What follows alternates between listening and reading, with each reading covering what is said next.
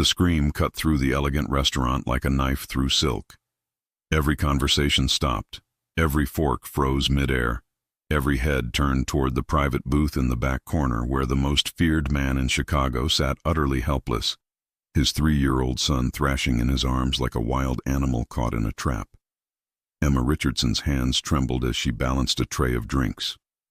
She'd been a waitress at Marcello's for 8 months, long enough to recognize the dangerous men who occupied that booth every Tuesday evening. Long enough to know that you didn't stare, didn't ask questions, didn't get involved. But that sound, that desperate soul-crushing wail of a child in pain, it bypassed every survival instinct she'd developed since her father's death. "Someone should do something," whispered Maria, the hostess, her face pale. "That poor baby has been screaming for 20 minutes. Emma watched as a man built like a mountain approached the booth, his hand moving toward the crying child. In an instant, 6 other men stood, hands inside their jackets where she knew guns waited. The mountain man stepped back, palms raised. The child's father, Lorenzo Caruso, though Emma only knew him as the man in booth 7 who tips in $100 bills and never smiles, looked like he was being torn apart from the inside. His dark eyes were wild with desperation, his expensive suit rumpled, his normally perfect hair disheveled. Blood streaked his white collar where the little boy's fingernails had scratched him. "Matteo, please." Lorenzo's voice cracked, and Emma's heart cracked with it. "Please, son, tell Papa what's wrong." But the child couldn't answer. Or wouldn't. He just screamed and screamed, his little face red and swollen with tears, his body rigid with whatever pain or fear consumed him. Emma didn't make a conscious decision. Her feet simply moved. "Emma, no!" Maria hissed, grabbing at her arm. "Are you insane? You can't—" But Emma was already weaving through tables, past the wall of bodyguards who tensed as she approached. She registered their weapons, their hostile stares, the way they formed a barrier between their boss and the rest of the world. She stopped 3 feet from the booth. 20 guns were probably pointed at her back. Lorenzo Caruso's eyes snapped to her face, and for a moment she forgot how to breathe. She'd never been this close to him before, had never seen the flecks of gold in those dark brown eyes, the sharp angle of his jaw, the scar that cut through his left eyebrow, had never seen such raw, devastating pain in another human being's face. "Sir," she said quietly, surprised her voice didn't shake, "I might be able to help. Get her out of here." Lorenzo's voice was granite, but his arms never loosened their protective hold on his son. "Now. He just needs a mom." The words fell from Emma's lips before she could stop them. The restaurant, already silent, somehow became even quieter. Lorenzo Caruso stared at her like she'd slapped him. "What did you say?" Emma swallowed hard. She'd crossed a line. She could see it in the faces of the bodyguards, in the dangerous stillness that had come over Lorenzo's body. But she'd already jumped off the cliff, might as well sprout wings on the way down. "My mother died when I was 6, she said, speaking directly to the little boy now, her voice soft and melodic. "I used to scream just like that, for hours. My father tried everything. Nothing worked. Until one day, his secretary, this woman named Ruth with the kindest smile, she sat down next to us in the hospital waiting room and started singing. Emma began to hum, a melody her own mother had sung to her a lifetime ago, an old Italian lullaby her nonna had taught her mother, passed down through generations. The child's screams faltered, hiccuped. His tear-stained face turned toward Emma, blue eyes wide and searching. "Stella, Stellina, la notte si avvicina," Emma sang softly, taking one small step closer. "La fiamma traballa, la mucca è nella stalla." Matteo's crying reduced to whimpers. His small body, which had been rigid with tension, began to relax against his father's chest. Emma kept singing, kept her eyes locked on the little boy's face, watched as recognition and something like hope flickered in those innocent eyes. Lorenzo Caruso hadn't moved, hadn't breathed. He stared at Emma like she was performing a miracle, like she'd reached into his chest and restarted his heart with her bare hands. When Emma finished the lullaby, Matteo had stopped crying completely. His thumb found its way to his mouth, his other hand clutched his father's shirt, and his eyes, Those heartbreaking blue eyes remained fixed on Emma's face. "My mama," the little boy whispered, the first words he'd spoken all evening. "She sing that." Emma's eyes burned with tears she couldn't shed. She looked at Lorenzo and saw the same emotion reflected in his face.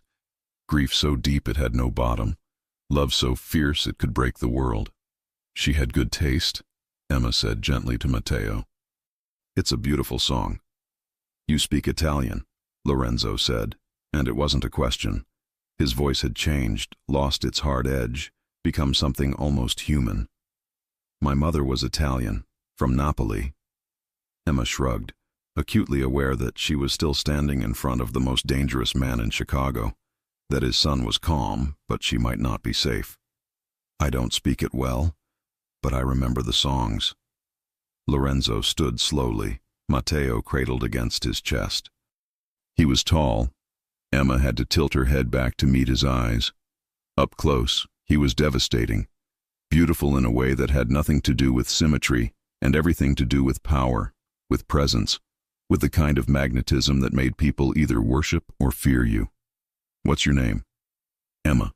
Emma Richardson." "Emma Richardson." He tested her name on his tongue like he was tasting wine. "You work here?" "Yes, sir. I'm a waitress." One of the bodyguards leaned in, whispered something in Lorenzo's ear. Lorenzo nodded once, never taking his eyes off Emma's face. "How much do you make a year, Emma Richardson?" The question threw her. That's personal." 30,000. 35 with tips." Lorenzo shifted Matteo to one arm with practiced ease, reached into his jacket with the other hand. Emma's heart jumped, but he pulled out a checkbook, not a gun. "I'll pay you 50,000 a month to work for me." Emma's brain short-circuited. "I'm sorry, what?" "My son." Lorenzo's hand moved to Matteo's back, rubbing gentle circles. "He hasn't stopped crying like this in 2 years. He doesn't sleep, doesn't talk most days. The doctors say trauma, grief, attachment disorder. We've tried 12 nannies. He screams until they leave." His eyes bored into Emma's. "You calmed him in 30 seconds. So I'm offering you $50,000 a month to be his nanny. Live in, full time." That's insane." "That's generous," Lorenzo corrected. "I can go higher if you need me to." Emma took a step back, her mind reeling. 50,000 a month, 600,000 a year. More money than her father had made in his entire life. Enough to pay off his medical debts, the loan sharks circling her apartment, the credit cards maxed out on funeral expenses and hospital bills. Enough to save her. But nothing was ever free, especially not from men like Lorenzo Caruso. "I can't," she said, and watched something flicker in his eyes. Disappointment? Surprise? I'm not qualified. I'm just a waitress. I don't know anything about being a nanny." "You knew how to calm my son when 20 armed men couldn't. That's the only qualification I need." "Mr. Caruso, Lorenzo." His voice softened impossibly. "If you're going to turn me down, at least call me by my name." Emma's heart hammered against her ribs. She looked at little Matteo, now drowsy against his father's shoulder, his thumb still in his mouth, his eyes starting to close. She thought about her studio apartment with its broken heater, the eviction notice on her door, the 3 jobs she worked just to stay afloat. She thought about her father, who'd died drowning in debt because the American healthcare system decided his life was worth less than the cost of treatment.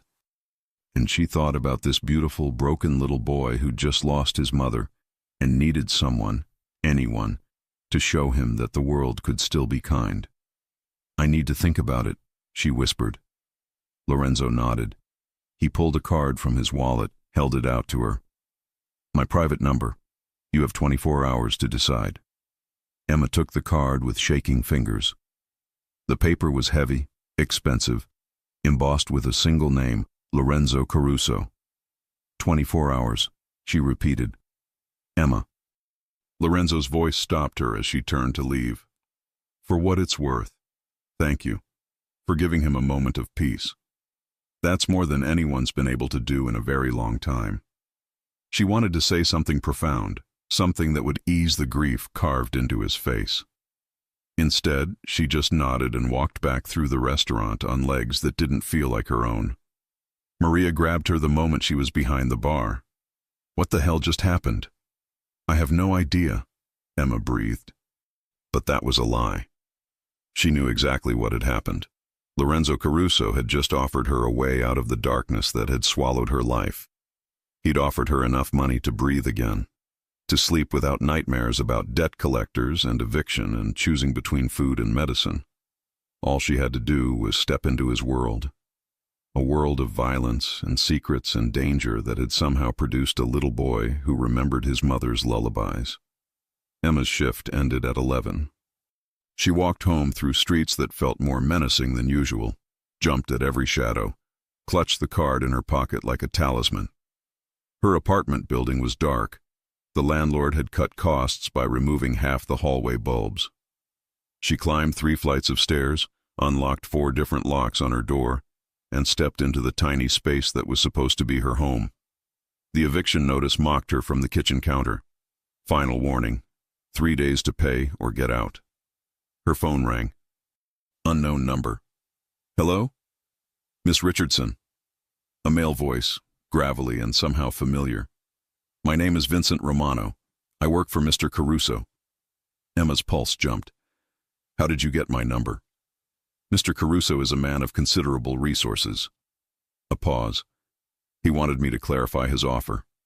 50,000 a month plus benefits, health insurance, dental, a suite in his home that's bigger than most people's houses, your student loans paid off, your father's medical debts cleared." Emma's knees buckled. She sat down hard on her second-hand couch. "How do you know about my father's debts?" "Like I said, considerable resources." Vincent's voice softened. "Look, I get it. You're scared. Lorenzo Caruso is a scary man, but his son is dying inside, and you're the first person who's been able to reach him. Doesn't that mean something?"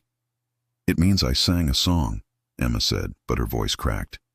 "It doesn't mean I'm qualified to raise a child in that world." "What world do you think you're living in, Miss Richardson?" Vincent's question was gentle but pointed. "You work 3 jobs to stay in an apartment that should be condemned. You haven't eaten a full meal in how long? 2 weeks? 3? The loan sharks your father borrowed from. They know where you live. How long before they escalate their collection methods?" Emma's blood ran cold. "Are you threatening me?" "I'm protecting you. If you take this job, those men disappear. Your debts disappear. Your father's memory gets honored with a gravestone that doesn't say temporary marker on it." Vincent sighed. "Lorenzo doesn't beg. He doesn't ask twice. But his son needs you. So I'm begging. Give the kid a chance. Give yourself a chance." The line went dead. Emma sat in the darkness of her apartment, Lorenzo's card in one hand, her phone in the other. Through the thin walls, she could hear her neighbor's TV, another neighbor's fight, a baby crying somewhere above her. She thought about Matteo's blue eyes, about the way he'd stopped screaming when she sang, about Lorenzo's face, that terrible combination of hope and despair. She thought about her father, who'd worked himself to death trying to provide for her after her mother died, who'd told her with his last breath, "Find something worth fighting for, baby girl. Don't just survive. Live."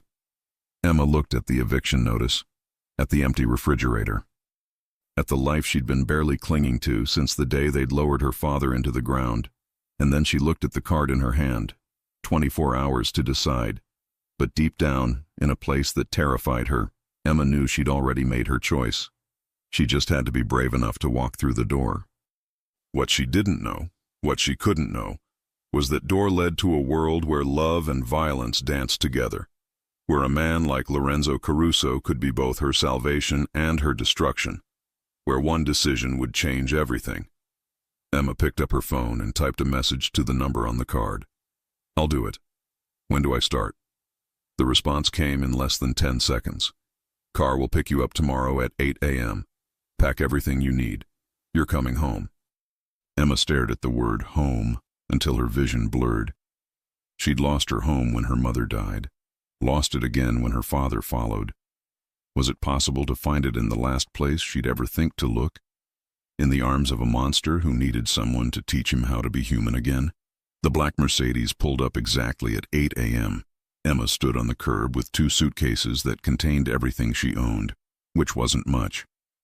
Clothes that had seen better days, a few photos of her parents, her mother's recipe box, her father's watch.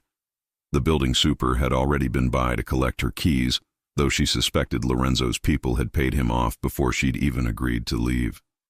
The driver stepped out. He was tall, broad-shouldered, with silver threading through his dark hair and eyes that had seen too much. The same man who'd been standing closest to Lorenzo last night. "Miss Richardson, I'm Vincent Romano." So this was the voice from the phone. Emma shook his offered hand, surprised by the gentleness of his grip. "Mr. Romano." "Vincent, please. Mr. Romano was my father, and he was an asshole." He smiled, and it transformed his face from intimidating to almost kind. "May I?" He gestured to her suitcases. Emma nodded, watching as he loaded them into the trunk with an efficiency that spoke of military training, or something darker. The interior of the Mercedes smelled like leather and money. Emma had never been in a car this nice. She ran her fingers over the seat soft as butter and tried not to think about what she'd just done, what she'd just agreed to. "Nervous?" Vincent asked as they pulled into traffic. "Terrified." He laughed, a sound like rolling thunder. "Good, that means you're smart. Lorenzo would be disappointed if you weren't scared. That's supposed to make me feel better? It's supposed to prepare you." Vincent's eyes met hers in the rearview mirror. "The Caruso estate isn't like anything you've experienced, Emma. May I call you Emma?" "Yes, and what should I expect?" Vincent was quiet for a long moment, navigating through Chicago's morning traffic with practiced ease. They were heading north, toward the suburbs where the houses had gates and the lawns had names. "Lorenzo isn't a good man," Vincent finally said. "I won't lie to you about that. He's done things that would keep you awake at night. He's made choices that have ended lives, destroyed families, broken people who crossed him." He paused. "But he's also the man who held his wife's hand for 36 hours straight while she died, who hasn't slept through the night since, who looks at his son and sees every mistake he's ever made reflected back at him." Emma's throat tightened. "You've known him a long time. Since we were kids. His father and mine did business together. Giovanni Caruso, Lorenzo's father. He's old school. Believes in blood oaths and family honor and all that medieval bullshit. He groomed Lorenzo from birth to take over the family business." Vincent's hands tightened on the steering wheel. Lorenzo never wanted this life. But wanting something different doesn't mean you get to escape. He could have walked away. Could he? Vincent's eyes were sad in the mirror. When you're born into certain families, Emma, walking away means everyone you love dies. Lorenzo made his choice a long time ago. He became what his father needed him to be. And then he met Sofia. The name hung in the air like a ghost. "Matteo's mother," Emma said softly. "Sofia Marchesi, daughter of one of our allied families. She was supposed to be an arranged marriage, a business transaction. Lorenzo was 28, she was 23. Nobody expected them to actually fall in love." Vincent's voice grew distant, remembering. "But they did. God, they did. I'd never seen Lorenzo smile until Sofia. She made him remember he was human. She gave him hope that maybe he could have both, the family legacy and a real life. What happened to her?" The question was barely a whisper, but Vincent heard it. "Matteo's birth was complicated. Sofia was small, delicate. The doctors said she shouldn't have more children after him, but she wanted a big family. She got pregnant again 2 years later." Vincent's jaw clenched. There were complications early on. She was on bed rest, but Lorenzo was dealing with a situation. A rival family making moves on our territory. He left her with guards, with medical staff. Thought she was safe. Emma's chest ached. She could see where this was going. She started bleeding. They rushed her to the hospital, but by the time Lorenzo got there, Vincent trailed off. He was too late. Lost the baby. Lost Sofia. And Matteo, he was old enough to understand his mama wasn't coming home. The kid just broke. stopped talking, stopped sleeping. Lorenzo tried everything, but nothing worked. How do you comfort your son when you can't even comfort yourself? The car turned through massive iron gates that swung open silently. Emma pressed her face to the window, her breath catching. The Caruso estate was enormous. 3 stories of white stone and glass, with wings spreading out on either side like a bird in flight. Manicured lawns stretched in every direction, dotted with mature trees and gardens that probably cost more to maintain than Emma's yearly salary. Fountains, statues, a garage that looked bigger than her old apartment building. And everywhere, men in dark suits with wires in their ears and guns at their hips. "Welcome to the fortress," Vincent said, but there was no humor in his voice. "The security you see is just the surface. Cameras everywhere, sensors on every window and door. Panic rooms, safe rooms, escape routes. Lorenzo doesn't take chances anymore. Not after Sofia." The car stopped in front of the main entrance. Emma's hands were shaking as she reached for the door handle. "Emma!" Vincent turned in his seat, his eyes serious. "One more thing. Lorenzo's office is on the 2nd floor, west wing. You'll know it by the double doors with the Caruso crest. Don't ever go in there without permission. Don't ask about his business. Don't talk to strangers who call the house. And if anyone tries to get you to leave the property without Lorenzo's explicit approval, you call me immediately." He handed her a phone, sleek, new, expensive. "My number's programmed in. So is Lorenzo's. So is the head of security, Marcus Kane. Any problems, any concerns, you call." Emma took the phone with numb fingers. "You make it sound like I'm in danger. You're in Lorenzo Caruso's home, caring for his only child." "Of course you're in danger." Vincent's expression softened. "But you're also probably safer here than you've ever been in your life. Lorenzo protects what's his, and as of right now, you're his." The words sent a shiver down Emma's spine that had nothing to do with fear.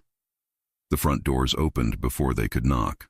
A small Asian woman in her 60s stood in the entrance, her face kind but her eyes sharp as knives. "Miss Richardson, I am Mrs. Chen, the head housekeeper. Welcome to the Caruso home." Her English was perfect but accented. Emma bowed slightly, a gesture of respect. "Thank you, Mrs. Chen. Please, call me Emma." Something flickered in Mrs. Chen's eyes. Approval, maybe. "Come, I will show you your rooms. Mr. Caruso is in meetings, but will meet with you this afternoon." Vincent disappeared with her suitcases while Mrs. Chen led Emma through a house that belonged in a magazine. Marble floors, crystal chandeliers, art that Emma was pretty sure should be in museums.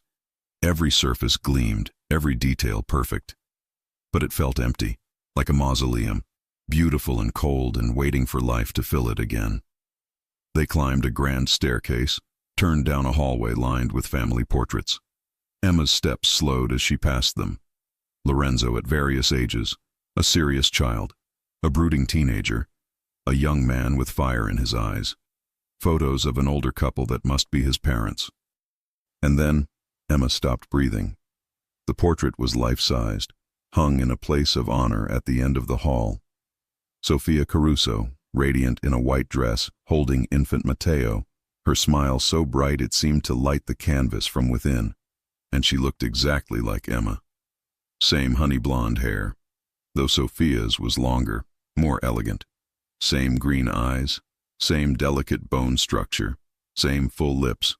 They could have been sisters. Twins, even. "You see it too, Mrs. Chen said quietly, appearing at Emma's elbow. "When I first saw you yesterday, Mr. Caruso sent photos, had me prepare your rooms. I thought perhaps he had lost his mind. That grief had made him seek a replacement." Emma couldn't tear her eyes from the portrait. "Am I a replacement?" "I do not know, but I will tell you this, Miss Emma." Mrs. Chen switched to Mandarin, testing. "Be careful with the heart of a broken man. Sometimes they wish to be healed. Sometimes they wish to break others, so they are not alone in their pain." Emma responded in the same language, rusty but functional. "Which one is Lorenzo Caruso? That is what you must discover, for your sake and for the child's." Mrs. Chen switched back to English, her professional mask sliding into place. "Your rooms are here." She opened a door, and Emma stepped into a space that made her want to cry.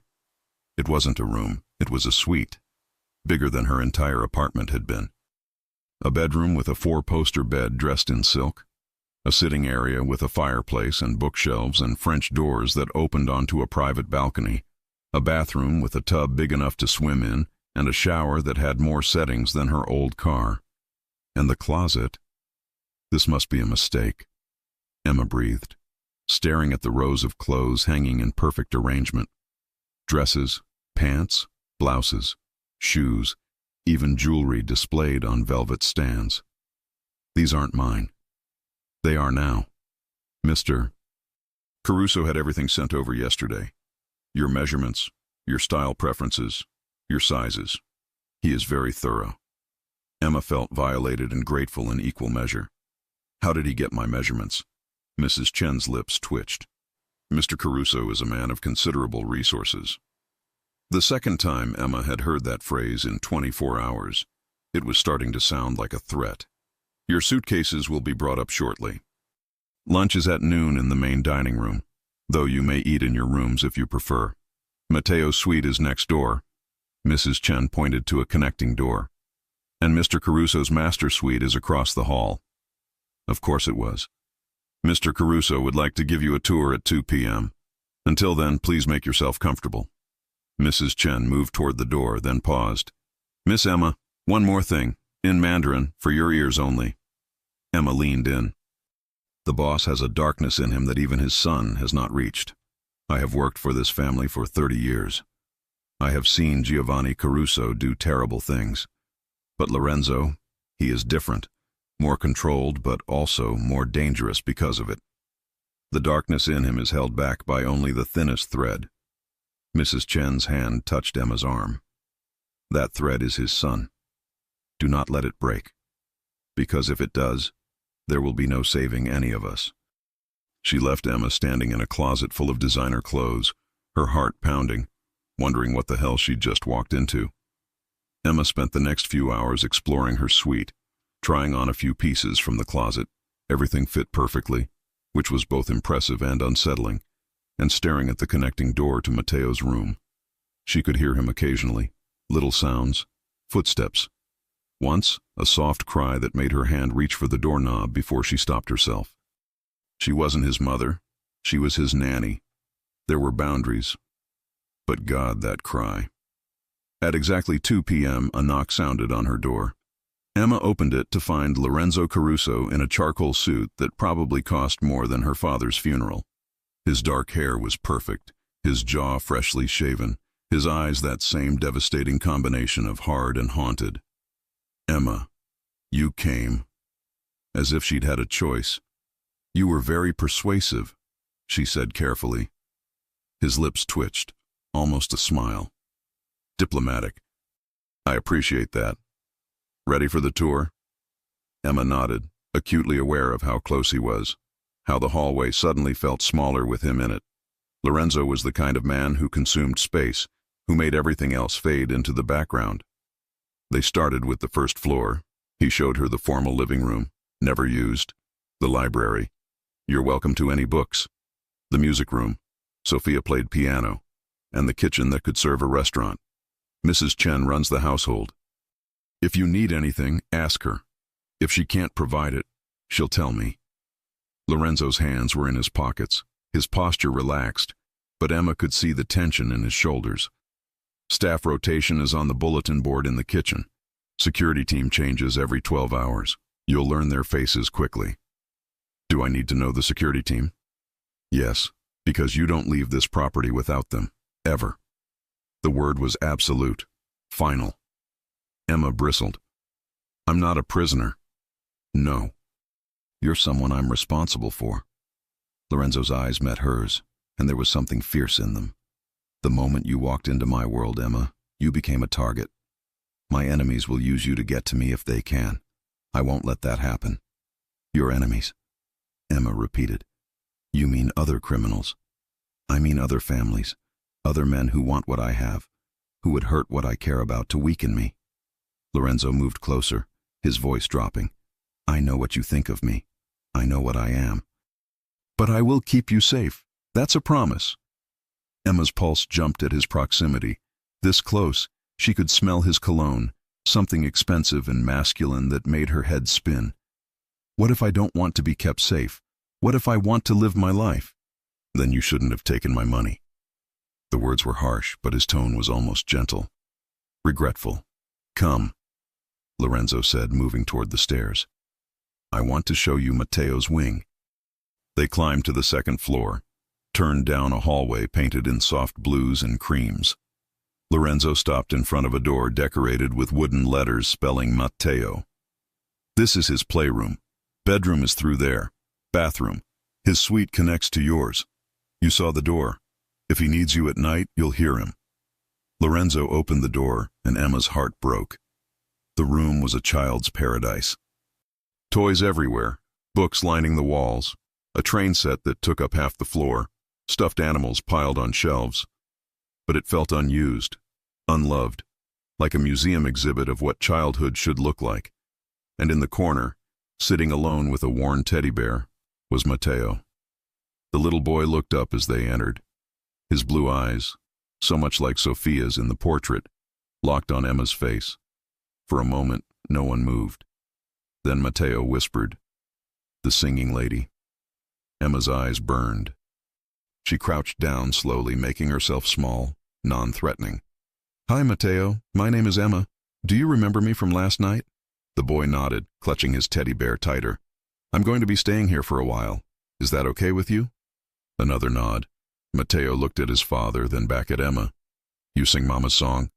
"I do." "Your mama had very good taste in music." "Papa doesn't sing." Matteo's voice was so small, so lost.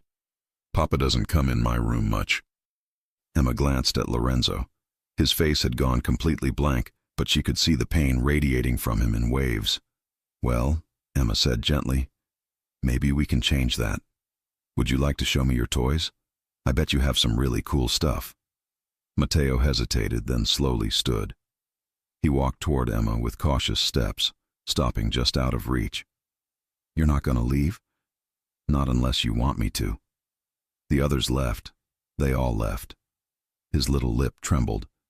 They said I was too much. Too loud, too sad. Emma felt Lorenzo flinch behind her. "Matteo," she said firmly, "I'm not going anywhere, I promise." Promises break. The boy's wisdom was too old for his years. Mama promised she'd come back. Emma made a decision. She sat down cross-legged on the floor, right there in the middle of the train set. "You're right. Promises do break sometimes. People leave even when they don't want to. Your mama didn't want to leave you, Matteo. She fought to stay. But sometimes, life is cruel. Sometimes we lose the people we love." Matteo crept closer, his bear dragging on the floor. "You lost someone. I lost my mama when I was 6, and I lost my papa last year, so I know what it feels like. I know how much it hurts." The little boy's eyes filled with tears. "Does it stop hurting?" "No," Emma said honestly, and she heard Lorenzo's sharp intake of breath. "It doesn't stop, but it gets different.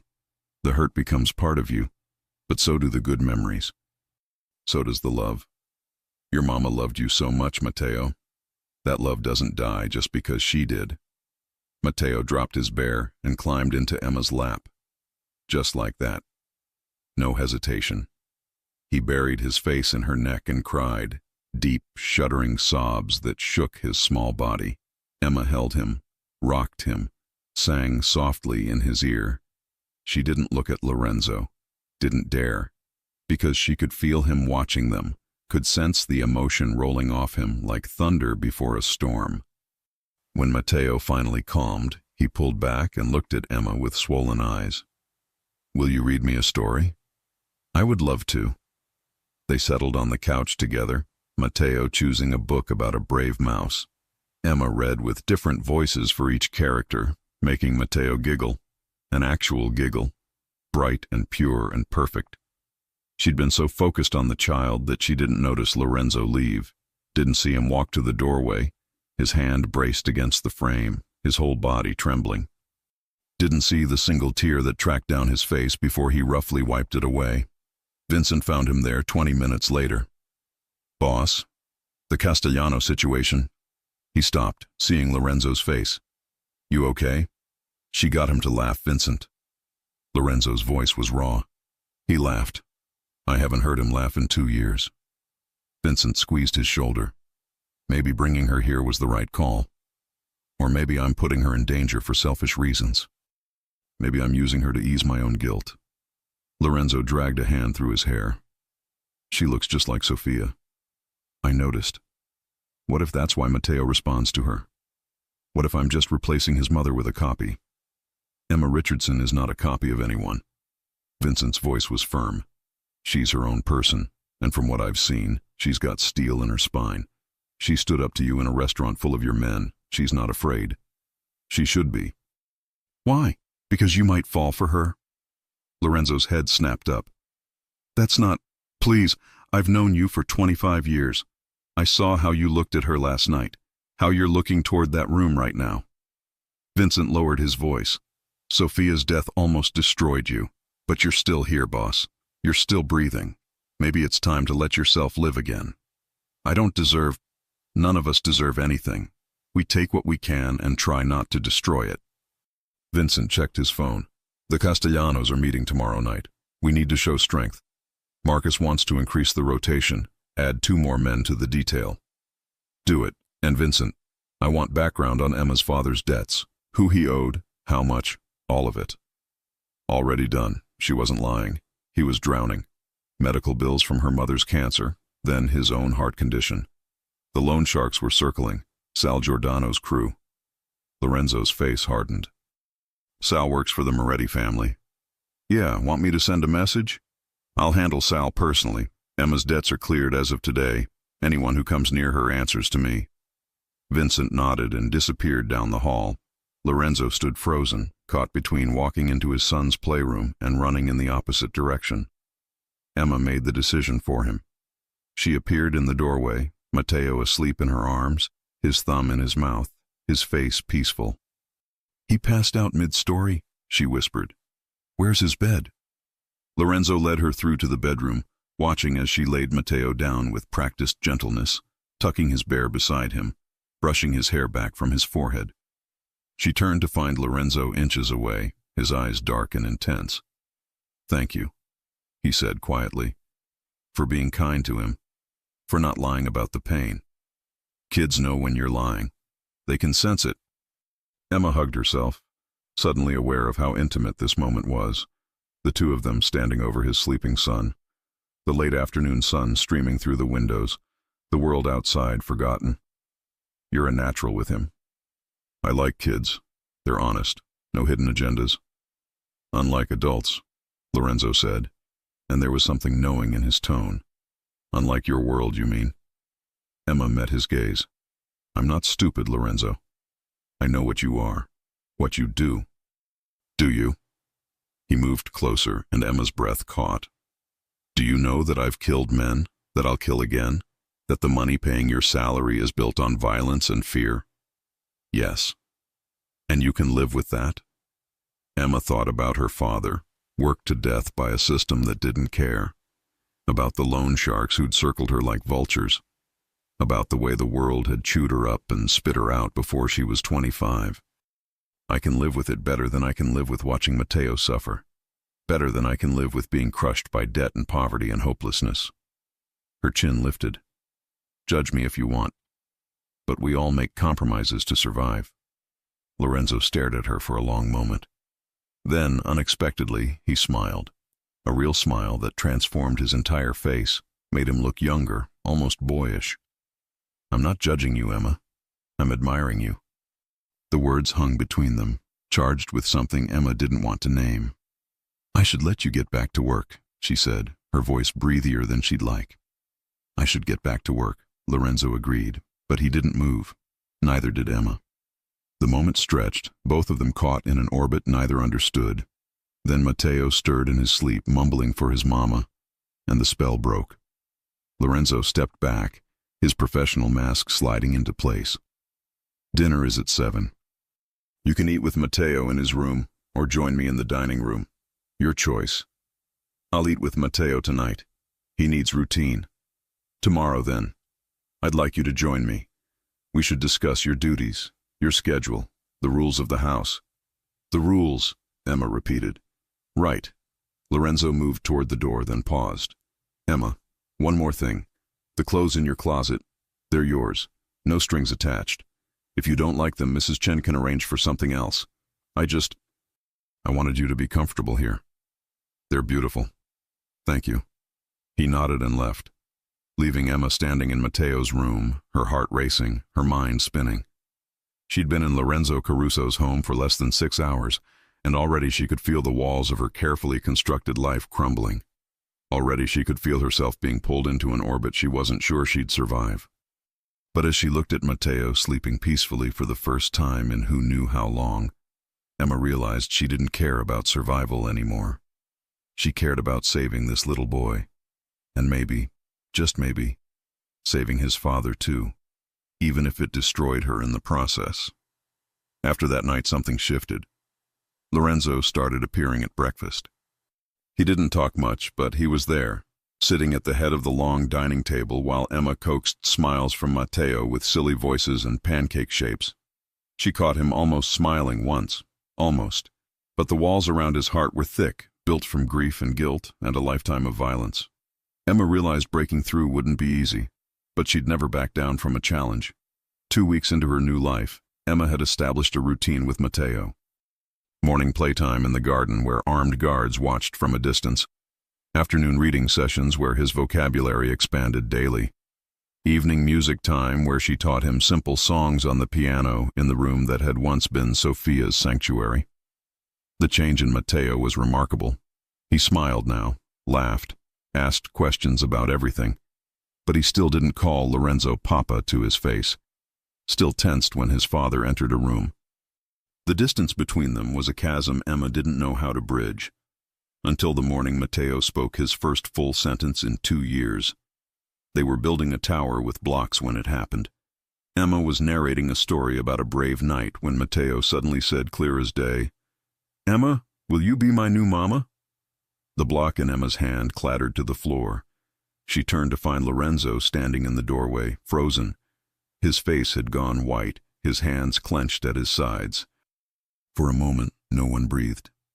"Matteo," Emma said gently, her heart breaking, "I can't replace your mama.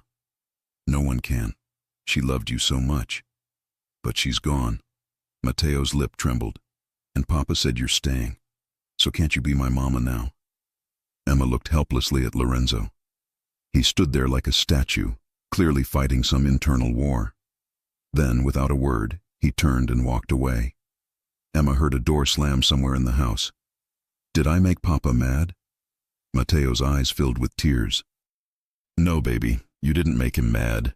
He misses your mama too. Sometimes grown-ups need time to feel their feelings." But Emma's hands were shaking as she pulled Matteo close. She'd seen the devastation on Lorenzo's face, the raw agony of a man being confronted with his failures as a father. She found him an hour later in his study, despite Mrs. Chen's warnings about never entering without permission. The door was unlocked. Lorenzo sat at his massive desk, a glass of whiskey in his hand even though it was only 10 a.m. "You shouldn't be here," he said without looking up. "Probably not." Emma closed the door behind her.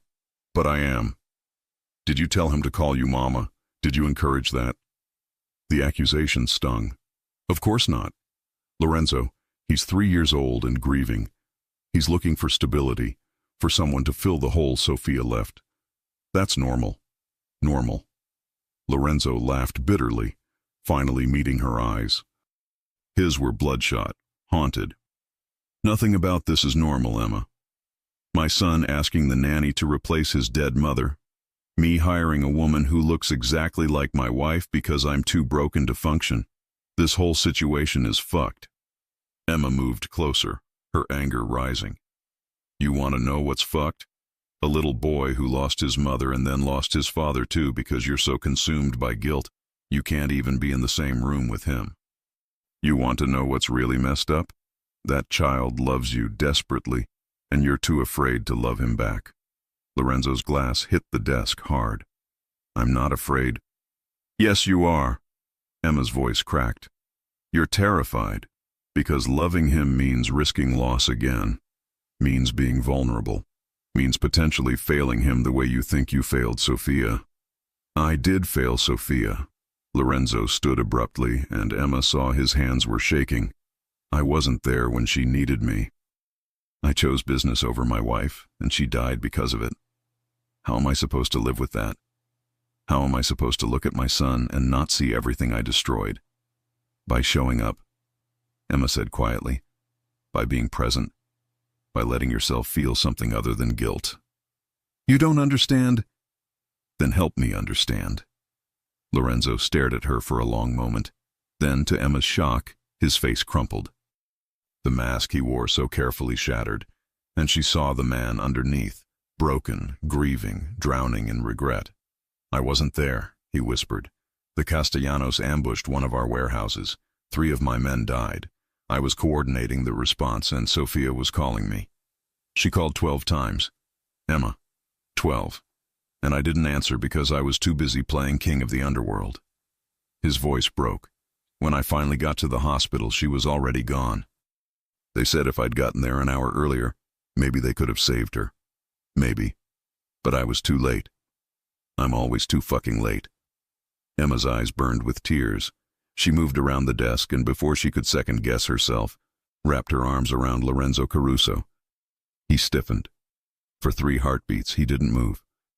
Then his arms came around her, and he buried his face in her hair, and his whole body shook with silent sobs. Emma held him, this dangerous man who'd killed without hesitation, but couldn't forgive himself for one moment of human error. She felt his tears soak into her shirt, felt the years of grief and guilt pouring out of him. You're not too late now. She whispered against his shoulder. Matteo needs you. Not the version of you that's perfect and never makes mistakes. He needs his father. Flawed. Broken. Real. Lorenzo pulled back, his hands on her shoulders, his face inches from hers. What if I destroy him too? What if I'm too damaged to be what he needs? Then you let me help you. We do this together. Something shifted in Lorenzo's eyes, something heated and intense that made Emma's breath catch. Emma, he said, his voice rough, you're dangerous. Why? Because you make me want things I have no right to want. His thumb brushed her cheek, and Emma's heart hammered. They were too close. This was too intimate. She should step back, reestablish boundaries, remember she was the nanny and he was her employer, and this could never. Matteo's scream shattered the moment. They both ran. Emma reached his playroom first to find Matteo thrashing on the floor, caught in the grip of a nightmare even though it was mid-morning. His eyes were open but unseeing, his little body rigid with terror. Night terrors, Emma said, recognizing the signs. Don't touch him yet. It can make it worse. But Lorenzo was already on his knees beside his son. Matteo, Matteo, wake up. Papa's here. The little boy's screams intensified. Lorenzo looked at Emma helplessly. Sing, she said. Sing the lullaby. He needs to hear your voice. I can't. I don't remember. Stellina, Emma prompted. Come on, Lorenzo. For him. Lorenzo's voice cracked on the first word, but he sang, haltingly at first, then stronger. Stellina, la notte si avvicina. Matteo's screams faded to whimpers. His eyes focused, finding his father's face. Papa? His voice was so small. I'm here, son. Papa's here. Lorenzo gathered Matteo into his arms, and this time he didn't let go. He held his son like he was the most precious thing in the world, rocking him, still singing that lullaby through tears. Emma watched Matteo's small hand grip Lorenzo's shirt, watched the little boy burrow into his father's chest, watched 2 years of distance begin to crumble. Don't go, Matteo whispered against Lorenzo's neck. I'm not going anywhere, I promise. Mama promised too. Lorenzo's face twisted with pain, but he didn't pull away. I know, baby. I know she did. And she didn't want to break that promise. But Papa's not going anywhere. You're stuck with me. And Emma, Lorenzo's eyes met hers over Matteo's head. And Emma. They stayed like that for an hour. Lorenzo holding Matteo, Emma sitting close, the three of them in a circle on the playroom floor. Eventually, Matteo fell asleep in his father's arms, exhausted from the terror and the tears. "I should put him down," Lorenzo whispered, but he didn't move. "Or we could just stay here a while longer." Lorenzo's free hand found Emma's. "Thank you." "For what?" "For pushing me. For not letting me hide. For—" He trailed off, his thumb rubbing circles on her palm. "For seeing past the monster. You're not a monster, Lorenzo. I've done monstrous things. Maybe. But monsters don't weep for their dead wives. They don't sing lullabies to their sons. They don't feel guilt or grief or love. Is that what you think I feel?" Lorenzo's eyes were intense on hers. "Love?" Emma's pulse jumped. "For Matteo, yes. And what about for you?" The question hung in the air between them, dangerous and thrilling and impossible to answer. The moment was shattered by Vincent's voice from the doorway. "Boss, we have a problem." Lorenzo's face transformed instantly. The vulnerable father disappeared, replaced by the Mafia boss. "What kind of problem?" "Someone leaked photos of Emma and Matteo in the garden. The Castellanos have them." Emma's blood ran cold. Lorenzo carefully transferred Matteo to her arms and stood, every line of his body radiating lethal intent. "When?" "This morning. Antonio Castellano sent a message. He wants to meet." "Fuck." Lorenzo's hand went to his hair, gripping tight. "This is exactly what I was afraid of." "What does it mean?" Emma asked, even though part of her already knew. Lorenzo looked at her and his eyes were full of apology and anger and fear. "It means they know you matter to us, to me, which makes you a target. I don't understand. What do they want?" "Leverage." Vincent's voice was grim. "Antonio's been testing Lorenzo's territory for months. Now he knows there's someone Lorenzo cares about protecting, someone he might make a mistake to save."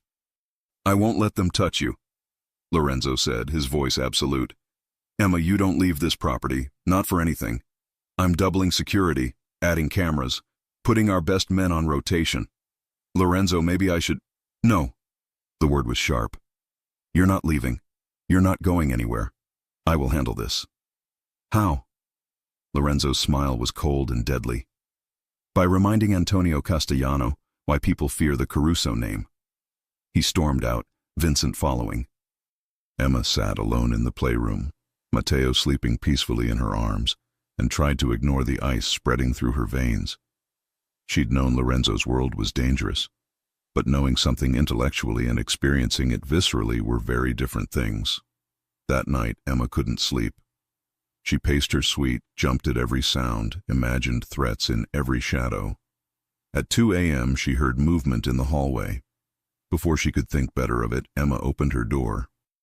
Lorenzo stood there in the darkness, his hand raised as if about to knock. He wore only pajama pants, his chest bare, his hair disheveled. He looked exhausted and wired and dangerous. "I was coming to check on you," he said quietly. "I couldn't sleep." "Neither could I." His eyes searched her face. "Are you afraid?" "Yes." "Good. Fear keeps you careful." Lorenzo leaned against the doorframe. "I've been thinking about what you said, about being too afraid to love Matteo. You were right." "Lorenzo, let me finish." He stepped into her suite, closing the door behind him. "I've been so consumed by guilt over Sofia that I forgot Matteo lost his mother too. He needed his father, and I abandoned him because I was too broken to function. But today, holding him, singing to him, it felt like breathing again." Emma's heart clenched. "He needs you. So much. I know. And I'm going to do better. Be better. For him." Lorenzo moved closer, his voice dropping. "But Emma, I need you to understand something. Today, when Vincent said you were in danger, I felt the same terror I felt when Sofia died. Maybe worse, because this time I knew it was coming. This time I had a chance to prevent it." "What are you saying?" "I'm saying you matter to me. More than you should. More than is safe or smart or appropriate." His hand cupped her face, thumb brushing her cheekbone. I'm falling for you, Emma, and I don't know how to stop. Emma's breath caught. Lorenzo, we can't. I know. You work for me. You're here for Matteo. This is a terrible idea on every level. His forehead touched hers. But I need you to know. Before something happens, before we run out of time, you matter. You matter to me too, Emma whispered, the admission terrifying and freeing all at once. Lorenzo's mouth was inches from hers. Emma could feel his breath, his heat, the barely controlled hunger radiating from him. All she had to do was close the distance. Just one small movement and... But I can't offer you anything but danger, Lorenzo said, pulling back. I won't do that to you. I won't make you a target any more than you already are. What if I don't want safety? What if I want you? Emma, I'm not Sophia, Emma said firmly. I'm not fragile. I know what you are, what your world involves. And I'm still here, still choosing to stay. You're choosing Matteo. I'm choosing both of you. Lorenzo stared at her, something breaking in his eyes. You're going to destroy me, aren't you? Or save you? Isn't that what you said? He laughed, the sound broken and beautiful. I'm a dead man either way. Then he kissed her. It wasn't gentle. It was desperate and hungry, and 2 years of loneliness crashing together. Emma's hands went to his chest, feeling the rapid beat of his heart, the heat of his skin. Lorenzo's fingers tangled in her hair, angling her head, deepening the kiss until Emma couldn't breathe, couldn't think, could only feel. When they finally broke apart, both were breathing hard. That was a mistake, Lorenzo said. Probably. We should stop. We should. Neither moved. The air between them crackled with electricity, with want, with the beginning of something that could save them or destroy them both. Stay with me tonight, Lorenzo said. Just stay. I don't want to be alone. Emma knew it was dangerous, knew crossing this line would change everything. But she took his hand anyway and let him lead her across the hall to his suite. They lay together in his massive bed, not touching, staring at the ceiling in the darkness. Lorenzo's hand found hers between them. Tell me about your father, he said quietly. So Emma did. She told him about the man who'd worked 3 jobs to give her a good life after her mother died. About medical bills that crushed him. About watching him deteriorate while she was powerless to help. About the guilt of not being there when he died. Guilt is a poison, Lorenzo said. It eats you from the inside until there's nothing left. How do you survive it? You don't. You just learn to live with the hollow place it leaves behind. Lorenzo turned his head to look at her. Until someone comes along and reminds you that you're still capable of feeling something other than pain. Lorenzo. Shh, just sleep. Let me have this moment where you're safe and Matteo's safe and the world hasn't caught fire yet. Emma rolled onto her side, her hand still in his. What are you going to do about the Castellanos? Whatever I have to. But Emma, I need you to promise me something. If things go wrong, if I tell Vincent to get you out, you go. No arguments, no heroics. You take Matteo and you run. I'm not leaving you.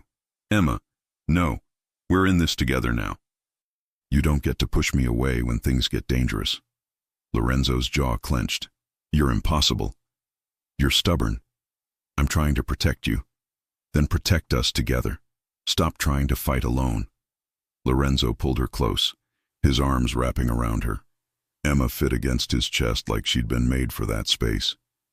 She felt his lips press against her hair. You scare me, he whispered, more than any gun or knife or enemy ever has. Because losing you would break me in ways I can't come back from. Emma's eyes burned. Then don't lose me. Fight for us. For Matteo. For the family we're becoming. Is that what we are? A family? Getting there, if you're brave enough to let us be. Lorenzo was quiet for a long moment. Then, I've killed men for less than what Antonio Castellano is threatening, but I won't let this turn into a war, not with you and Matteo at risk. What will you do? I'll meet with him, see what he wants. But Emma, If this goes sideways, if they come for you, his arms tightened. There's a panic room in the basement. Vincent knows. Mrs. Chen knows. You get Matteo and you hide. Promise me. I promise. But Emma's heart was ice, because she'd heard the truth in Lorenzo's voice.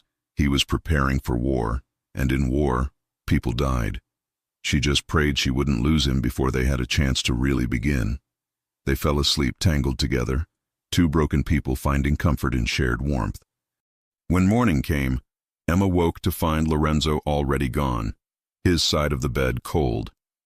On his pillow was a note in bold handwriting, "Meeting Antonio at noon. Vincent is outside your door. Stay inside. I'll come back to you. I promise." Emma clutched the note to her chest as the sun rose over the Caruso estate, painting everything gold and red like a warning. In 12 hours, everything would change. She just didn't know how much. The house felt wrong with Lorenzo gone. Emma tried to focus on Matteo, building towers and reading stories, but her mind kept circling back to Lorenzo meeting Antonio Castellano. Every minute felt like an hour. "Where's Papa?" Matteo asked for the third time. "Work, sweetheart. He'll be back soon." Mrs. Chen appeared in the doorway, her face tight. "Miss Emma, you have a visitor. Giovanni Caruso." Emma's stomach dropped. Lorenzo's father, the man who'd built this empire and forced his son into it. Vincent materialized beside her. "I'm coming with you." Giovanni Caruso stood in the library, silver-haired and commanding, eyes that missed nothing. He had Lorenzo's bone structure but felt more dangerous, a tiger to Lorenzo's coiled snake. "Miss Richardson, finally we meet." His voice was silk over steel. "You've made quite an impression on my son. Mr. Caruso." "Giovanni, please. We're family now." He circled her slowly. "Tell me, what do you see when you look at Lorenzo? A monster? A king? A broken man?" Emma straightened her spine. "I see a man who loves his son, who's trying to be better than his grief allows." Pretty words, but do you understand what you've walked into? Giovanni's voice hardened. "My son hasn't looked at a woman since Sophia died. Then you appear, looking exactly like his dead wife, and suddenly he's alive again. That makes you either his healing or his poison." He poured whiskey, handed her a glass. "The Castellanos have been waiting for Lorenzo to show weakness. Antonio wants revenge for his brother's death. He knows about you, about your relationship with Matteo. Do you know what that means? That I'm a target. That you're leverage. Antonio will use you to control Lorenzo, make him choose between protecting you and protecting his empire." Giovanni's eyes bored into hers. "And Lorenzo will choose you, which will destroy everything he's built. So if you truly care for him, you'll leave. Before this meeting. Before Antonio uses you as a weapon." Emma set down her glass. "I'm not leaving." "Then you're either incredibly brave or incredibly foolish." Giovanni studied her. "My son has done terrible things. Can you truly love a man capable of such darkness? Can you love your son despite it?" For the first time, Giovanni looked human. "Every day I ask myself if I destroyed Lorenzo by forcing this life on him. But we don't get second chances in this world." Vincent's phone buzzed. His face went white. "Boss is at the meeting. Antonio brought twice as many men as agreed. It's going to get ugly." Emma's vision blurred. Giovanni's hand landed on her shoulder. "This is what it means to love a man like my son. Every goodbye might be the last." Emma ran to Matteo, holding him close while time crawled. At 12:15, Vincent appeared, his face grim, but not devastated. "He's alive. We need to talk." In her suite, Vincent closed the door. Antonio made his move. He wants Lorenzo to back off 3 territories, pay reparations, and hand over 2 lieutenants. But here's the twist. He has proof Sophia was poisoned. Isabella Moretti did it. She was obsessed with Lorenzo. Antonio married her 6 months ago, didn't know what she'd done. Now he's offering a trade. Lorenzo gets Isabella to punish, and in exchange, gives Antonio what he wants. Emma's blood ran cold. "Lorenzo's been searching for Sophia's killer for 2 years. Yeah, but accepting means showing weakness. Other families would circle like sharks. Lorenzo has 24 hours to decide. Vincent's eyes were heavy, and Antonio made it clear, if Lorenzo refuses, you become a target. What would you do? Burn Antonio's world to ash? But Lorenzo has to think bigger picture. Vincent stood. He's in his office. But Emma, be prepared. The man who came back isn't the same one who left. Lorenzo stood at his office window, tie loosened, a fresh cut above his eyebrow. His eyes were hollow when he turned. You shouldn't be here. Vincent told me everything. Then you know I'm fucked either way. Take the deal, I look weak. Refuse it, and Antonio comes after you and Matteo. Lorenzo laughed bitterly. I'm going to war, Emma. I'm going to find Isabella and make her pay, then destroy Antonio piece by piece. It's going to be bloody and brutal. Emma grabbed his face. I already know what you are.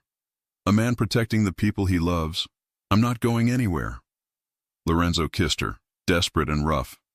I'm falling in love with you, and it terrifies me because everyone I love ends up hurt. Then we'll be terrified together. His phone buzzed. Vincent found something. Isabella's been feeding Antonio information for months. She's the leak, and she's planning something involving you and Matteo. What kind of something? Vincent's still digging. Emma, I need you and Matteo somewhere safe. No, we fight together or not at all. Footsteps pounded in the hallway. Vincent burst in, face white. Boss, Isabella Moretti just showed up at the gate with Antonio. They want to talk to Emma, and they're not leaving until they get her. Lorenzo's hand went to his gun. How many men? 10, plus Antonio's guard. Over my dead body, Lorenzo said quietly. That can be arranged, a woman's voice said from the doorway. Isabella Moretti stood there, gun in hand, stunning, dark hair, pale skin, red lips curved in poison. Hello, Lorenzo. Miss me? Lorenzo moved in front of Emma. Get out. I don't think so. Antonio may think he's controlling this, but he's just a pawn. I married him to get close to you again. I've been starting this war, maneuvering all the pieces, all so you'd come back to me. You killed Sophia. I did. Made her suffer for stealing what was mine. You were supposed to be mine, Lorenzo. Lorenzo moved lightning fast, gun pressed under her chin. Say another word about Sophia and I'll paint the walls with your brain. Do it. Prove you're still the monster. Show your new pet what you really are. Antonio appeared with his guards. Mexican standoff. Lorenzo, let's talk. Your woman's life for my wife's. Emma doesn't leave my sight. Then we have a problem, because Isabella's the only one who knows where I've planted my men. Kill her and you fight blind. I'll take my chances. Even with your son as collateral? Antonio showed his phone. A photo. Lorenzo's face drained of color. That's not possible. We have someone inside. Right now they're watching Matteo. One word from me and your son disappears. Antonio pocketed his phone. Here's the deal. Give me Emma for 48 hours, just insurance, and I give you Isabella plus the name of your leak. Then we negotiate.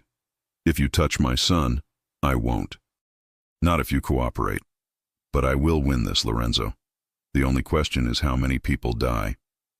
Lorenzo released Isabella. His eyes met Emma's, filled with agony. Don't, she whispered. Don't you dare trade me. You have 24 hours, Antonio said pleasantly. Think carefully. What matters more, your pride or your family? They left. Vincent secured the door, already coordinating security. Lorenzo sank into his chair, shoulders shaking. I can't choose. I can't. Emma knelt before him. Then don't. We find another way. There is no other way. If I fight, Matteo gets hurt. If I trade you, you get hurt. Everyone I love is at risk. Vincent appeared. Boss, I found the leak. Marcus Kane, head of security. Been feeding Isabella information for 6 months. Lorenzo's hands clenched. Where is he? Secured in the basement. Lorenzo stood, transforming. The vulnerable man disappeared. The boss emerged. Cold, lethal, absolute. Triple Matteo's guard. Emma stays in the panic room. Get my father here. Tell him it's time. He turned to Vincent. And Marcus can wait. Fear is its own punishment. I'll deal with him when I'm done planning Antonio's funeral. He walked out, leaving Emma's heart hammering. She'd wanted to see the boss everyone feared. Now she had. And God help her, it was just as compelling as the broken man she'd fallen for. The war had begun, and Emma was standing at ground zero. 48 hours. Emma stared at the clock in the panic room as if she could stop time by force of will. The space was comfortable, plush furniture, stocked kitchen, even toys for Matteo, but it felt like a cage. Matteo played with his blocks, oblivious to the danger swirling above them, while Emma's mind raced. Lorenzo had been gone for 6 hours, no word, no updates. Just Vincent stationed outside the reinforced door, his face grim every time she checked. "Emma, look." Matteo held up his tower. "It's taller than me." "That's amazing, sweetheart." Emma pulled him close, breathing in his innocent scent. If anything happened to this child because of her. The door opened. Vincent entered, and Emma's heart stopped at his expression. "Boss wants to see you, alone. Mrs. Chen will stay with Matteo." "Is he?" "He's fine. But Emma, he's made a decision, and you're not going to like it." Mrs. Chen appeared, her face kind but sad. Emma kissed Matteo's head and followed Vincent through corridors lined with armed men. The house had transformed into a fortress, guns everywhere, faces she didn't recognize, an energy that screamed impending violence. Lorenzo's office was filled with people. Giovanni sat in a leather chair, his face carved from stone. 3 men Emma didn't know stood by the window, lieutenants judging by their expensive suits and cold eyes. And Lorenzo stood behind his desk, looking like a king preparing for war. He'd changed clothes. Dark suit, dark shirt, no tie. His hair was perfect, his face clean-shaven, but his eyes, God, his eyes were empty. "Emma." He didn't smile. "Thank you for coming." The formality in his voice was a knife to her chest. "What's going on?" "I'm ending this. Tonight." Lorenzo's voice was flat, emotionless. "Antonio wants a trade. He's going to get one, just not the one he expects." "Lorenzo, let me finish." He moved around the desk, but didn't touch her, didn't come close. "I'm going to give Antonio what he wants. Territory, reparations, even the 2 lieutenants. But in exchange, I want Isabella alive and the name of every person who helped her. Then I'm going to make an example that ensures no one ever threatens my family again." Emma's blood ran cold. "What kind of example?" "The kind that involves a lot of blood and very clear messages." Lorenzo's jaw clenched. "But to do this, I need you to trust me. Can you do that?" "Of course, but..." "Then here's what's going to happen. In 2 hours, you're going to leave this house with Vincent. You'll go to a location Antonio has chosen. You'll stay there for 24 hours while I handle Isabella and close the deal." Emma's world tilted. "You're actually trading me?" "I'm using you as bait." Lorenzo finally met her eyes, and she saw the pain he was trying to hide. "Antonio thinks he's winning. He thinks he's getting leverage. But Vincent will be with you the entire time, along with a team I trust with my life. You'll be wired, tracked, protected. And the moment Antonio gives me what I want, we extract you. And if something goes wrong, it won't. Lorenzo, it won't, because I will burn the entire city down before I let anyone hurt you." His voice cracked slightly, the only sign of emotion. "But I need you to do this, Emma. For Matteo. For us. This is the only way to end this without a war that kills dozens of people." Giovanni spoke from his chair. "The girl has a right to refuse, Lorenzo. This plan is dangerous." "I know it's dangerous. Everything about this life is dangerous." Lorenzo's hands clenched. "But it's the best option we have. Antonio wants to feel like he's won. We give him that feeling long enough to extract what we need. Then we take everything from him." One of the lieutenants, a man with a scar down his cheek, stepped forward. "Boss, if I may, Miss Richardson isn't trained for this. If she panics, if she gives something away, she won't." Lorenzo's voice was absolute. "Emma is stronger than any of you realize." Emma's mind raced. Every instinct screamed to refuse, to run, to hide. But she looked at Lorenzo's face and saw the truth. He was barely holding it together. This plan terrified him, but he believed it was the only way. "What about Matteo?" she asked quietly. "He stays here with Giovanni and 20 men I'd die for. No one gets near him. I promise you that. And what will you be doing while I'm playing bait?" Lorenzo's smile was terrifying. "Visiting Isabella. Having a very long conversation about what happens to people who poison my wife and threaten my son. Then making sure Antonio understands that betraying me is a death sentence." Emma studied his face. The hard lines, the cold determination, the barely leashed violence. This was the monster everyone whispered about. The boss who'd built an empire on fear, and she trusted him completely. "Okay," she said. "I'll do it." Relief flooded Lorenzo's face for just a moment before the mask returned. "Thank you. But I have conditions." His eyebrow raised. "Conditions?"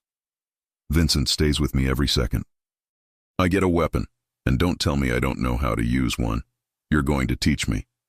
And when this is over, you come get me yourself. Not Vincent, not your men. You." Lorenzo moved closer, finally, his hand cupping her face. "Deal. But Emma, if anything goes wrong, if you feel threatened in any way, there's a panic word. Say, Matteo needs me, and Vincent will extract you immediately. Consequences be damned. What about the plan?" "Fuck the plan. Your safety matters more than any deal." His forehead touched hers. "I'm so sorry. I'm sorry I brought you into this world, that I've put you in danger, that I'm asking you to do this. I'm not." Emma's hands covered his. "I chose this. I chose you. I chose Matteo. And I'll do whatever it takes to keep us safe." Lorenzo kissed her then, deep and desperate, like he was memorizing the taste of her. When they broke apart, he pressed something into her hand. A small pistol, compact and deadly. "Vincent will teach you the basics. It's already loaded. Safety's here. Point and shoot if you have to." "Lorenzo, I don't know if I can actually—" "You can. If it's your life or theirs, you choose your life. Every time. Promise me." Emma nodded, even though her hands were shaking around the gun.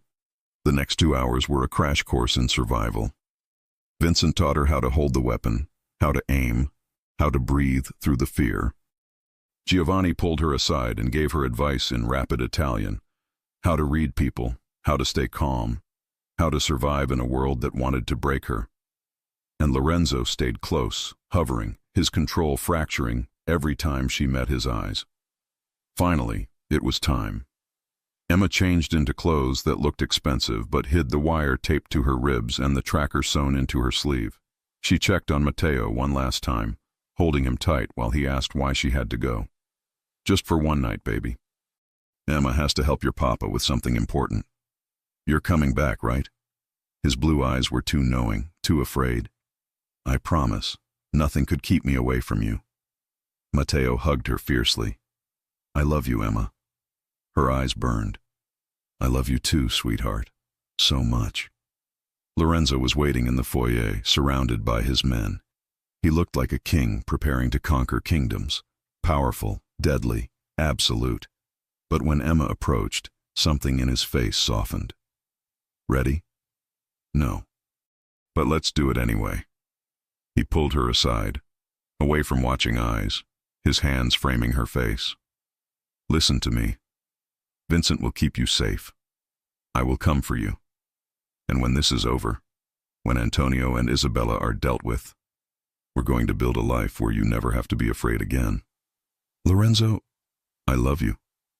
The words came out rough, unpracticed, like they were being torn from his chest.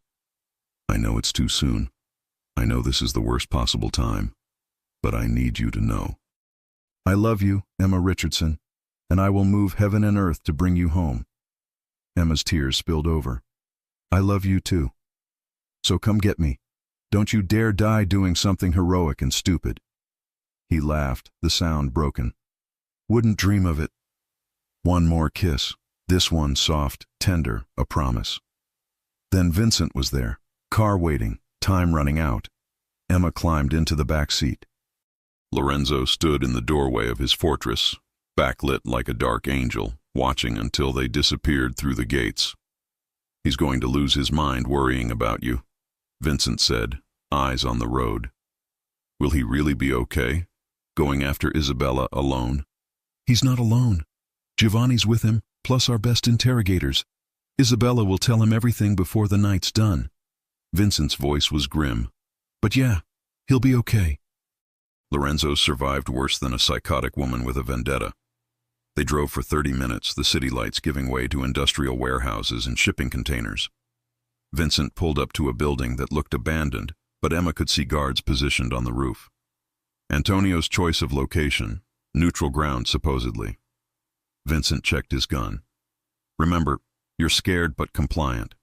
Don't antagonize anyone. Don't try to escape. Just wait for my signal." "What's the signal?" "You'll know it when you see it." Vincent's hand squeezed her shoulder. "You're brave, Emma.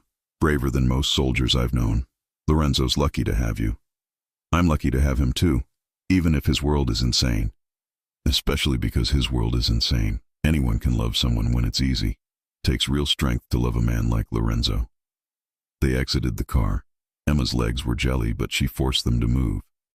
The warehouse door opened, and Antonio Castellano stood there, smiling like they were old friends. "Miss Richardson, so glad you could join us. Please come in. Let's make you comfortable."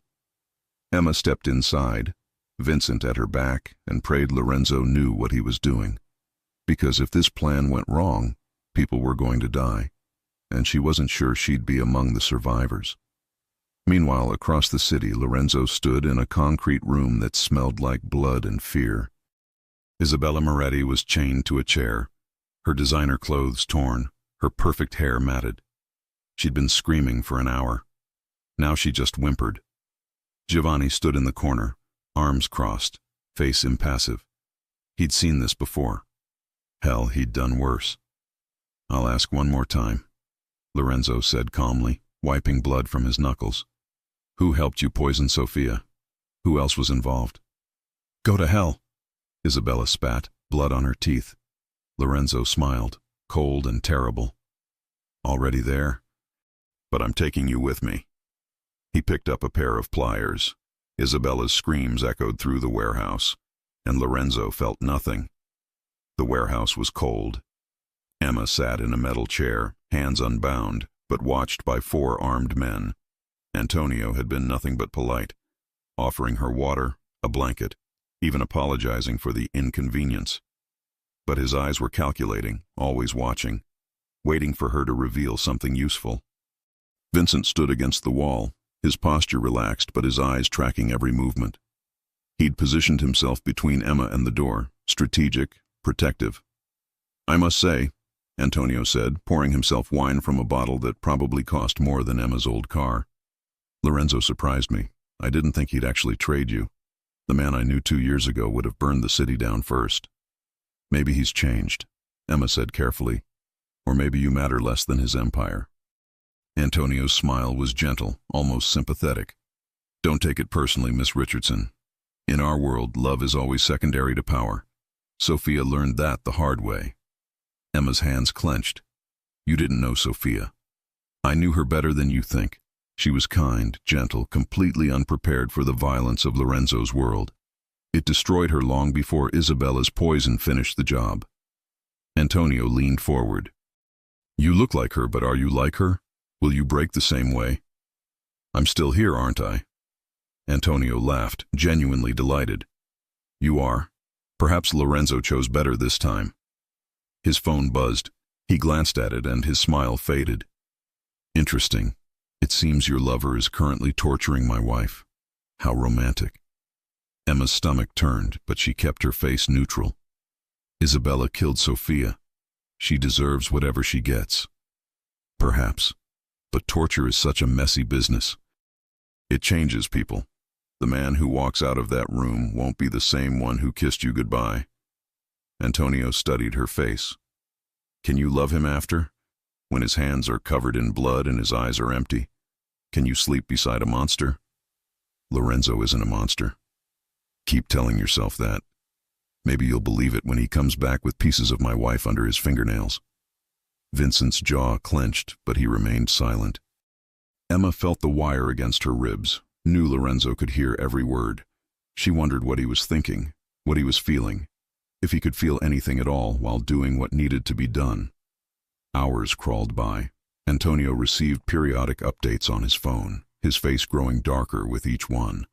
Emma realized with cold certainty that things weren't going according to his plan. Lorenzo was winning. "Your boss is more ruthless than I gave him credit for," Antonio finally said, his polite mask slipping. "Isabella's given him everything. Names, locations, bank accounts. She's singing like a canary while he pulls out her teeth." Emma felt sick but refused to show it. "You threatened his son. What did you expect?" "Fair point." Antonio stood, pacing now, his control fracturing. "But here's what I don't understand, Miss Richardson. Lorenzo could have avoided all of this. He could have given me what I wanted 2 years ago. Territory, respect, acknowledgement that I deserved compensation for my brother's death. But his pride wouldn't allow it. His need to be the strongest, the most feared, it cost him his wife. And now it might cost him you. Or it might cost you everything," Emma said quietly. Antonio's eyes narrowed. "Brave words for someone in my custody." "I'm not in your custody. I'm exactly where Lorenzo wants me to be." The realization hit Antonio a split second before the lights went out. Chaos erupted. Gunfire exploded from multiple directions: the roof, the windows, the door. Vincent moved like lightning, grabbing Emma and pulling her behind a concrete pillar. She felt him press a gun into her hands. "Stay down.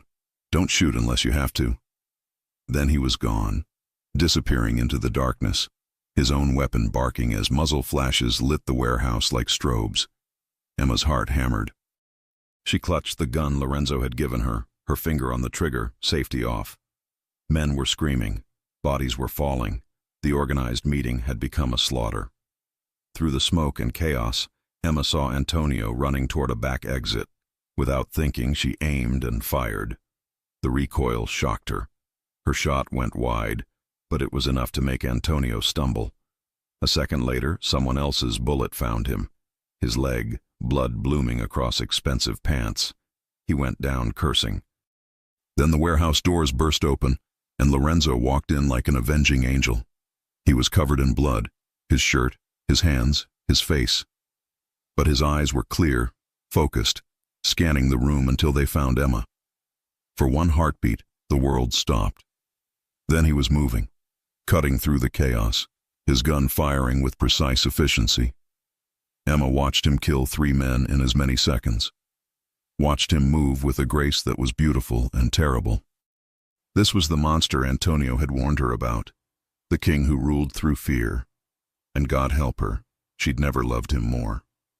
Lorenzo reached her, hauling her up, his hands checking for injuries. "Are you hurt? Did anyone touch you?" "I'm fine. I'm okay." Emma's hands were shaking. "Lorenzo, I shot it. I know, I heard everything." He pulled her close, his face buried in her hair. "You're safe. That's all that matters." Vincent appeared, dragging a wounded Antonio by the collar. "Boss?" "What do you want me to do with him?" Lorenzo looked at the man who'd threatened his family, and Emma saw murder in his eyes. Antonio saw it too, his face going pale. "Lorenzo, please. We can negotiate. I have money, connections, anything you want." "What I want," Lorenzo said softly, "is for you to understand what happens when you threaten what's mine." He raised his gun. Emma's hand covered his. "Lorenzo, wait." He looked at her, surprised. "Emma, if you kill him, his family will retaliate. More war, more death, more danger for Matteo." Emma's voice was steady despite her racing heart. "But if you let him live, broken, humiliated, powerless, he becomes an example. Mercy can be scarier than murder." Lorenzo stared at her for a long moment. Then, incredibly, he lowered his gun. "You're right." He looked at Antonio with cold contempt. "You live, but everything you have, territory, businesses, respect, it's mine now. You work for me. Your family answers to me. And if you ever threaten mine again, I won't be merciful twice." Antonio sagged in relief and humiliation. Vincent, get him to a hospital. Make sure his family understands the new arrangement. Lorenzo's arm wrapped around Emma. We're going home. The drive back was silent. Lorenzo held Emma's hand the entire time, his thumb rubbing circles on her palm. She could feel him trembling, the adrenaline crash, the fear catching up now that she was safe. What happened with Isabella? Emma finally asked. Lorenzo's jaw clenched. She told me everything, every person who helped her, every detail of how she poisoned Sophia. Then I made sure she'll never hurt anyone again. Did you kill her? No, but she'll wish I had. Lorenzo's voice was hollow. Antonio can have what's left of her. Let them destroy each other. Emma squeezed his hand. I meant what I said back there, about being merciful. You don't have to be the monster everyone expects. I am a monster, Emma. You saw what I'm capable of tonight. I saw a man protecting his family. There's a difference. Lorenzo pulled the car over abruptly, turning to face her. His eyes were wild, desperate. You should be terrified of me. You should run as far and fast as you can. Instead, you're here, holding my hand like I'm not covered in blood. Because I love you, Emma said simply. The whole you, the king and the father and the broken man trying to heal. I love all of it. Lorenzo's control shattered. He pulled her into his lap, holding her so tightly she could barely breathe, his face buried in her neck. I thought I lost you. When Antonio had you, when the shooting started, I couldn't breathe. I couldn't think. All I could see was losing you the same way I lost Sophia. But you didn't lose me. I'm here. We're both here. Emma's fingers threaded through his hair. And we're going home to Matteo. Together. Like a family. A family, Lorenzo repeated, like he was testing the word. Is that what we are? If you want to be. If you're brave enough. Lorenzo pulled back to look at her, and for the first time since she'd met him, he smiled. A real smile that reached his eyes and transformed his entire face. I want to be. God, I want that more than anything. They drove home as dawn broke over Chicago, painting the sky in shades of pink and gold. The Caruso estate rose before them, and Emma saw Giovanni on the steps, Matteo in his arms. The moment Lorenzo stopped the car, Matteo was running, crying, Papa, Emma! Lorenzo caught his son, lifting him high, and Emma saw tears streaming down his face. Hey, buddy, I'm home. We're both home.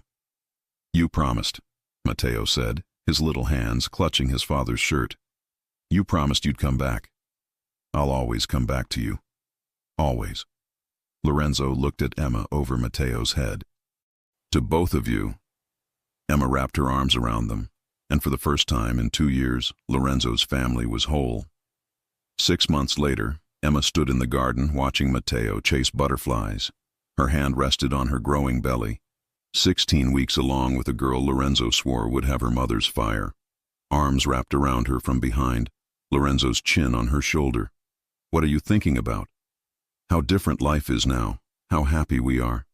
Emma leaned back into his warmth. Do you ever regret it? Choosing this over the empire? After that night, Lorenzo had restructured everything. Giovanni had come out of retirement to handle day-to-day operations while Lorenzo stepped back.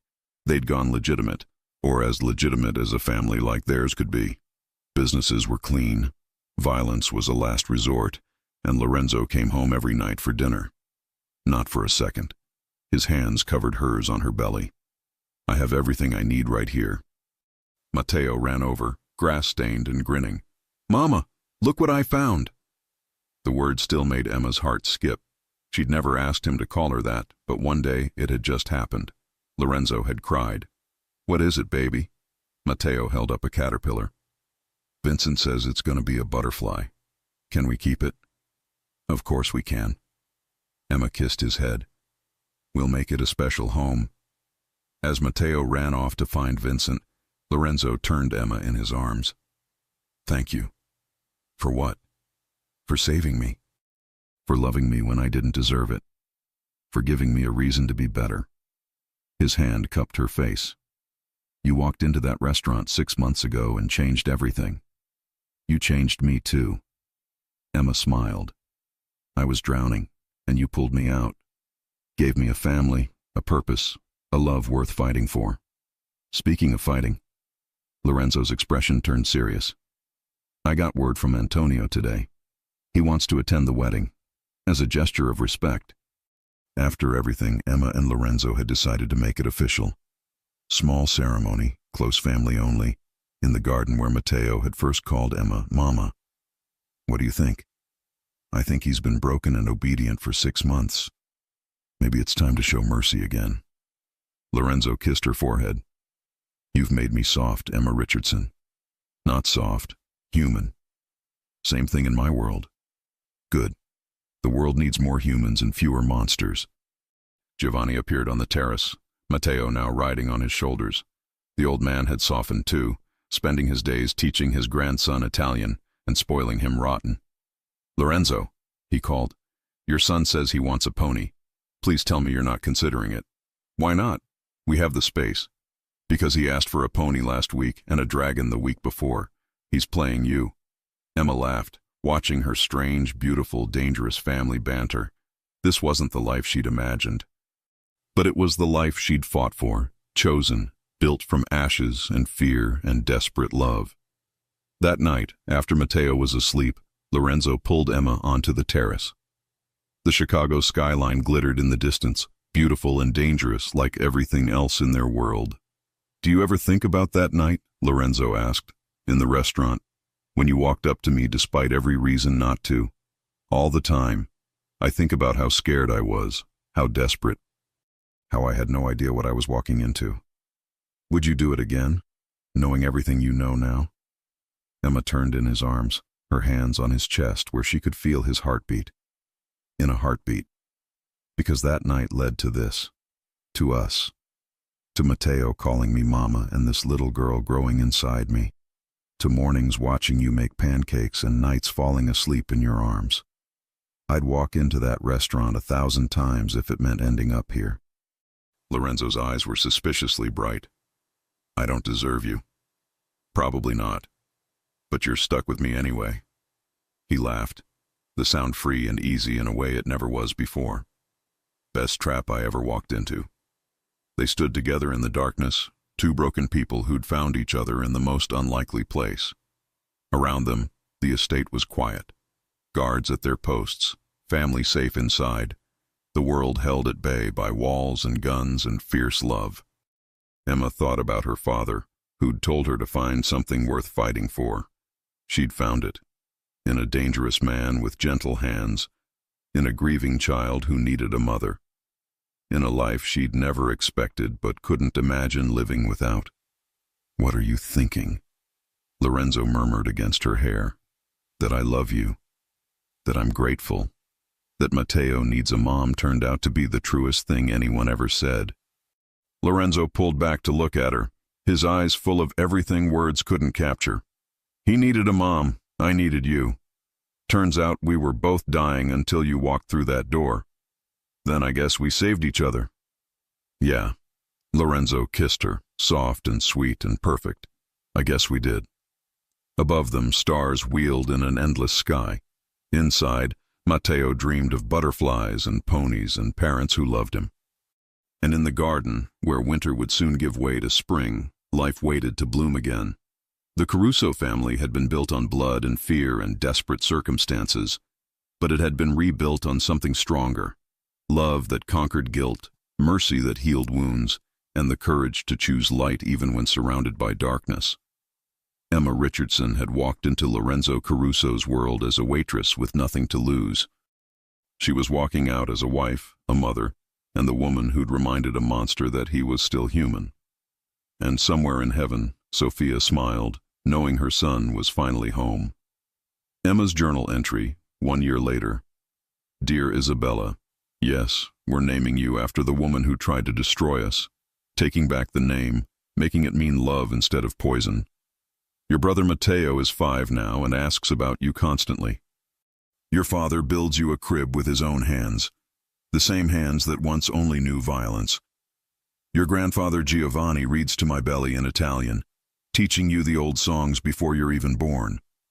This family was forged in fire, born from grief and danger and circumstances that should have destroyed us. But we survived. We thrived. We learned that love isn't about perfection. It's about showing up, doing the work, choosing each other even when it's hard. Your papa isn't a saint. He's done things I can't write about, things that would shock you. But he's also the man who sings you lullabies through my stomach at 3 a.m., who holds your brother through nightmares, who looks at me like I hung the moon. We'll tell you the truth someday, about how we met, about the darkness we walked through, about the price we paid for this peace. And we'll teach you what we learned, that the strongest thing in this world isn't power or money or fear. It's love that makes ruthless men gentle, love that turns strangers into family, love that makes you fight when you want to run. Your papa taught me that, and someday we'll teach you too. Welcome to the family, little one. It's messy and complicated and absolutely perfect. We can't wait to meet you. With all our love, Mama. If you enjoy stories like this, take a moment to subscribe to the channel. That's how I'll know you truly liked it. Even if you're watching on your TV, grab a second to join this family of fans who love emotional and heartfelt stories. Your support means everything, and it helps us bring you even more tales like this one.